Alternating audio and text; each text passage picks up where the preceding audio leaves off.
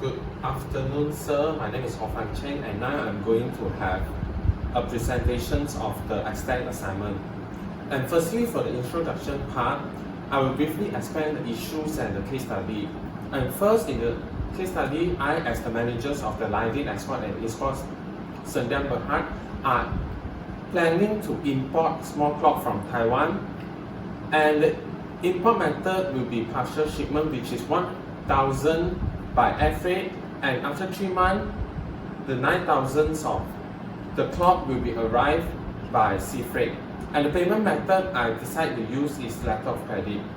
And the issue found in this case study is documentation error occur when preparing letter of credit, and criteria that the shipping company will impose freight rate, and letter of credit's discrepancy.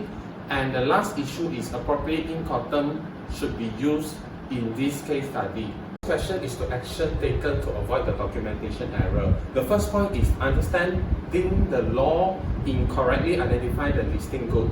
Second is redundancy on checking, which is like double check or triple check. The third one is well communication with the seller in negotiating and dealing. The third one is be careful on describe number of goods in each container. And the last one is implement system like electronic data interchange or export document software. The second question is the action taken to avoid letter of credit discrepancy. My first point is reviewing the terms and conditions of letter of credit, and the second point is to follow letter of credit rules to the letter, which is follow the UCP 600, and the third point is negotiate of terms of letter of credit, which is the incoterm must have mutual agreement by both party and stipulating in all documents. And my fourth point is partner with the right bank, partner with the local large bank will help to solve sophistications problem. And my last point is hire expertise to solve the problem effectively and efficiently.